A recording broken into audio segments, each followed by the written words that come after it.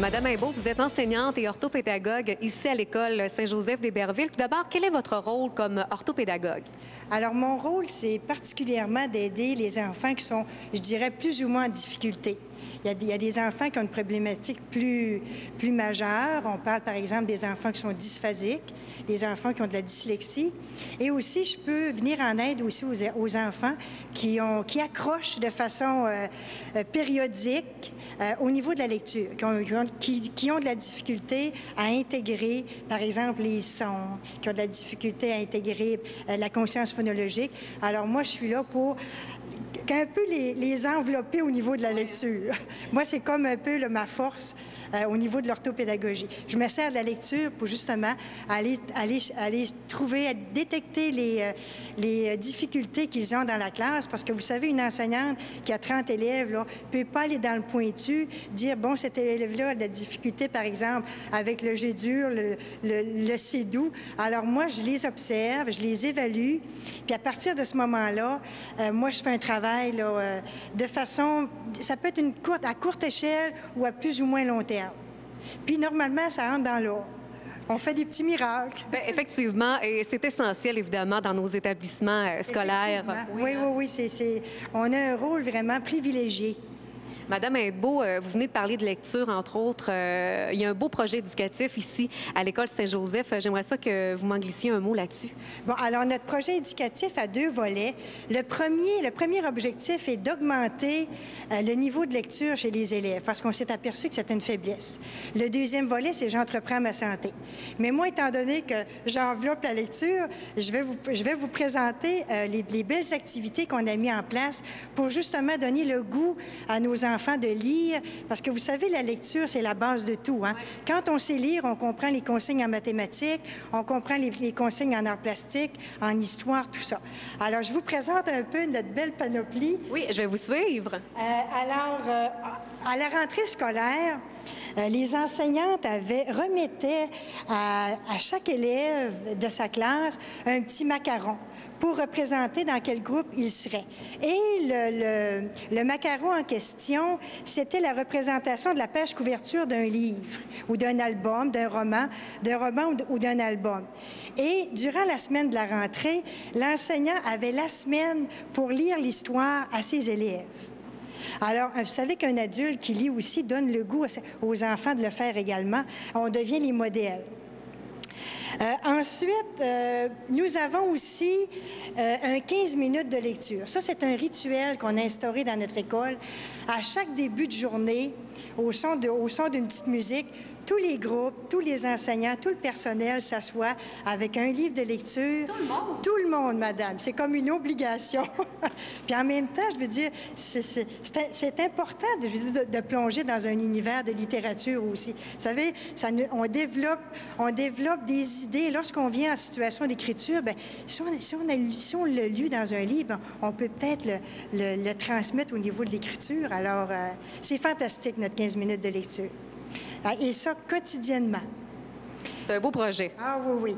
Maintenant aussi, nous avons mis sur place l'an passé l'activité « Un sac à la maison ». Un sac à la maison, c'est que nous avons 2 sacs par classe. Un sac pour les filles et un sac pour les garçons. Durant cette semaine, parce que l'enfant la porte chez lui toute la semaine. OK. Alors, c'est sûr que cette semaine-là, c'est congé de devoir. Les enfants sont très contents de ça. Mais par contre, ils ont un autre devoir à faire. Ils doivent lire leur album. Vous avez ici, là, on essaie de diversifier. On essaie d'aller dans des auteurs québécois comme Mme Dominique Demers, Bruno Saint-Aubin. Alors, on y va selon un peu le goût et l'âge des enfants.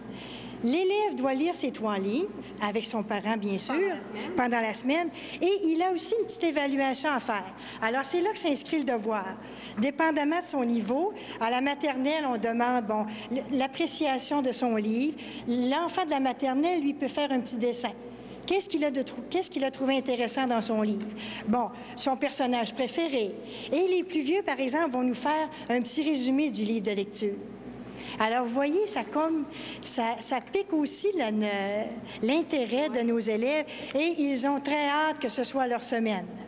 hein, pour justement avoir congé de devoir puis plonger dans la littératie. Bien, c'est un beau devoir, on va s'entendre, hein? Oui, c'est un très beau devoir, effectivement.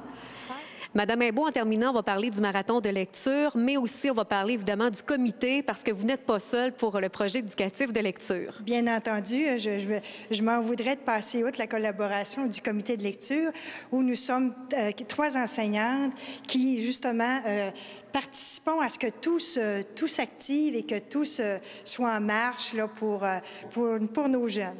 Alors, dans le marathon de lecture, c'est comme une espèce de compétition entre les classes.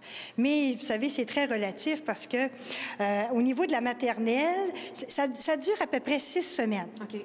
À l'intérieur de ces 6 semaines-là, on demande aux enseignants d'activer un peu plus la lecture. Et puis, tous les livres qui sont lus sont comptabilisés et à chaque semaine, les enseignantes viennent apposer au tableau, ici, un petit signet.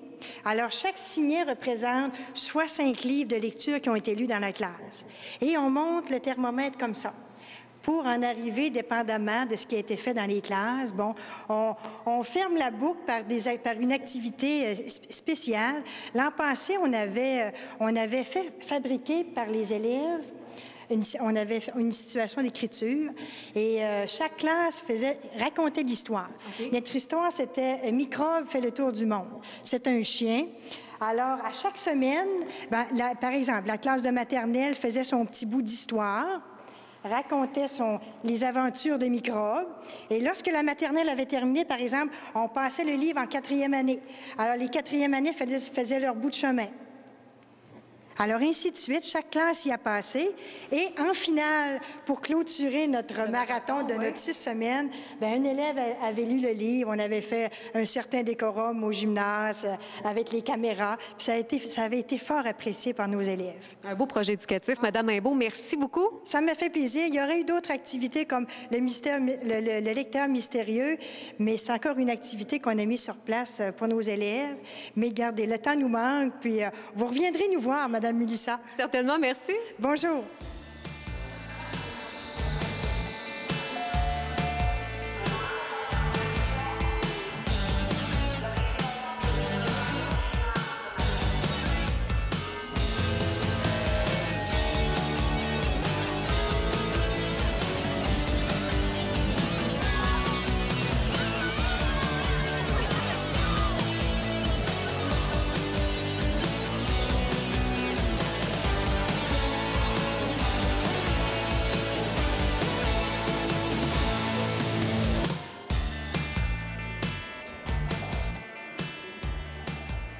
C'est ce qui termine Zone scolaire en espérant que vous avez apprécié. Un gros merci à la présidente de la commission scolaire du Lac-Saint-Jean, Mme Roxane Thibault, pour sa participation, ainsi qu'aux membres du personnel et de la directrice Marie-Pascale Tremblay de l'école primaire Saint-Joseph d'Héberville. Ici Mélissa Raté, merci d'avoir été là. On se reparle bientôt pour une autre édition de Zone scolaire.